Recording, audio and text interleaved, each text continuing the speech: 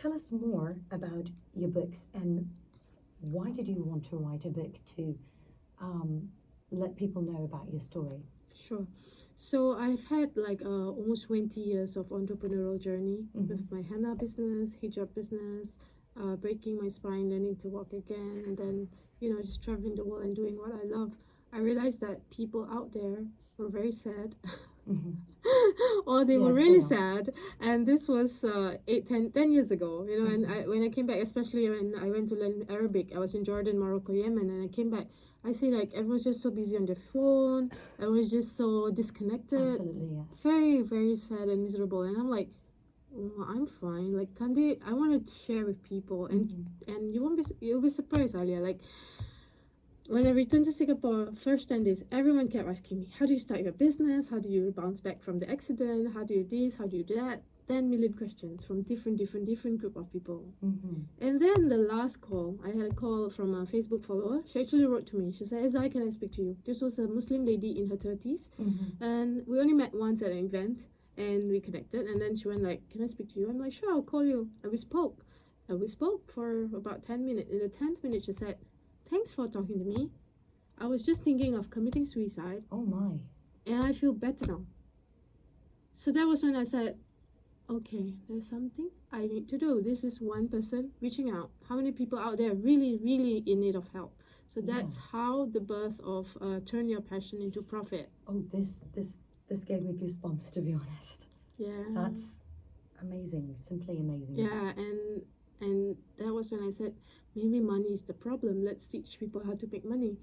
Okay, so I wrote Turn Your Passion into Profit. It's been based on my experiences from my business, from traveling. And the 5 chapters is the formula of truth. So it's TRUTH. Yes. So the truth actually stands for the first one is for you to think and then reflect and understand, take action, and heal others.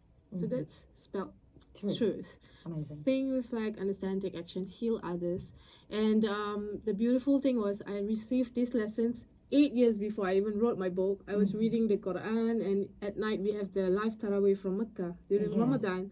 And Allah kept saying, "Afala tufakkirun, afala ta'qilun, and went on. So this inspired me. This means in English that Allah is calling out to people that they should think, they should reflect. They should basically understand. Afala tashkurun. We don't give thanks. Thankful. Yeah, we don't give thanks enough. So in healing others, it's about forgiving our parents, forgiving ourselves, our younger self, about giving thanks for things we have and what we don't have.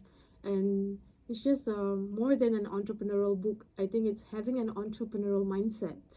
So this is one of the programs I'm currently working on drawing up.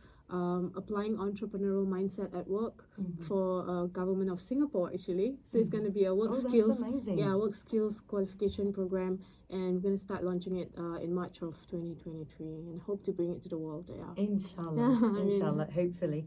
Right, so they always say like with every cloud there's a silver lining. So whatever happens in life that might be bad and you might see as bad would reflect after some time in the future. There is wisdom in everything. Yes, absolutely. There is wisdom in everything. 100%. And your story is a great quintessence of what we're talking about right now. Okay, so talking about how inspirational your books are, because as I mentioned, your book might have helped a lot of people. How does that make you feel? And can you tell us more about how you feel about having your books touch the hearts of other people very interesting. and make a change? Yeah, interesting question. I think as every human, as human as we are, I always feel like I'm not doing enough. I think you've done well enough to save someone from committing suicide. And once when I was in, you just never know how your work can actually impact and save lives, like you said. But as human as we are, I feel like I'm not doing enough, and there's so much more we can do, which is not a bad thing, because then you just don't just stay stagnant and comfortable in your comfort zone. You have to get up and step up and get out all the time. That's why it's called the step up journey, right? Yeah, absolutely. That's amazing. Right, Zai, can you tell us more about the journey of healing? You've healed from the accident, from a depressing life, let's say. Can you tell us more about the journey of healing? This wasn't in the question, but I love this question. It's meant to be spoken about today. All right. Yes, because I think I broke my spine. The spines have healed. It's a physical healing journey, right? But I think a lot of people don't speak about our emotions, our mental state, our connection with people, our parents, our brothers, our sisters, our family. So when you speak about healing, I think a lot of us are just looking at the surface of things. Like if I have a bad skin, like how do I heal the surface of what it is? But a lot of us are not talking about having a quality connection. I think these are all factors of making someone heal inwardly and outwardly. Then you get real, authentic. You live an authentic life. You know what I mean? That's amazing. yes, I do. You address what's on the inside, not the surface only, basically. That's amazing.